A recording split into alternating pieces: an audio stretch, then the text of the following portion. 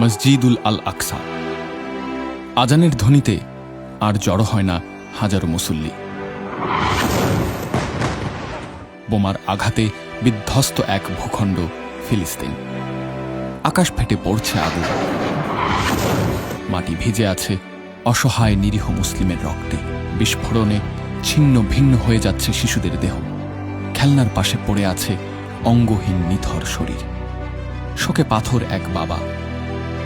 চোখে জল নেই, শুধু কোলের ভেতর শক্ত করে আঁকড়ে রেখেছে নিস্তব্ধ মেয়েকে।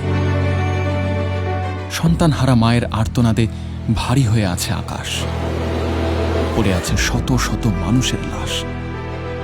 নেই চিকিৎসা, নেই ওষুধ, নেই খাবার, এমনকি নেই পানীয়। গোটা দুনিয়া আজ চুপ। মুসলিম বিশ্বের নেতারা নীরব। অথচ ইতিহাসে লেখা হচ্ছে সভ্যতার সবচেয়ে জঘন্য, নির্মম, মানবতা বিরোধী এক নিষ্ঠুর গণহত্যার অধ্যায়।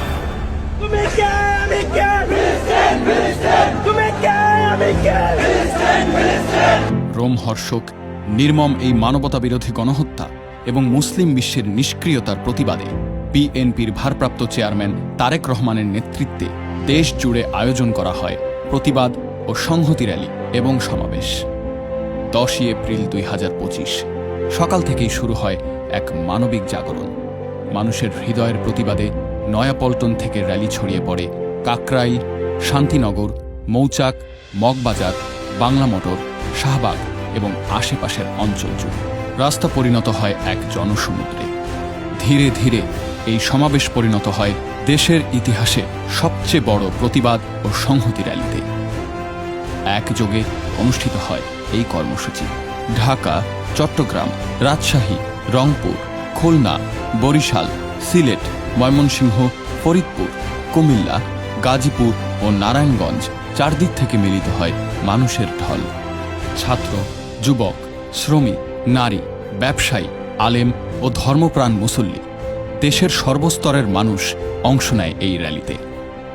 তাদের হাতে ছিল ফিলিস্তিনের পতাকা, কণ্ঠে ছিল প্রতিবাদের স্লোগান, তুমি কে, আমি কে, ফিলিস্তিন ফিলিস্তিন। আর এই গণমানুষের কণ্ঠেই উঠে আসে একটি জাতির অবস্থান, একটি নেতৃত্বের বার্তা, যার প্রতিফলন ঘটে বিএনপির নেতাদের কণ্ঠে।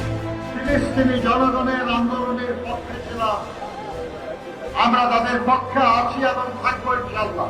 কিন্তু যারা মুসলিম বিশ্বের মোড়ল, তারা কখনো সক্রিয়ভাবে ইসরায়েলের বিরুদ্ধে কোনো পদক্ষেপ নেয়নি।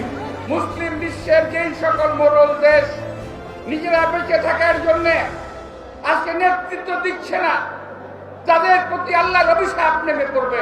বিএনপি নেতারা এই সমাবেশে কেবল প্রতিবাদ জানাননি, তারা স্পষ্ট করে দিয়েছেন ফিলিস্তিন প্রশ্নে বাংলাদেশের অবস্থান।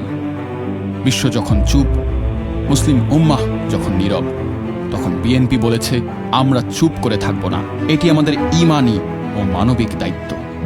বিএনপি জন্মলগ্ন থেকেই ফিলিস্তিনের পাশে ছিল এবং আজ দেশের ইতিহাসে সবচেয়ে বড় প্রতিবাদে তা প্রমাণ করেছে। কিন্তু এই প্রতিবাদ একদিনের নয়, এটি একটি জাতিগত অঙ্গীকার। বিএনপি ছিল, আছে এবং থাকবে ফিলিস্তিনের পাশে, মানবতার পক্ষে। বাংলাদেশ জিন্দাবাদ।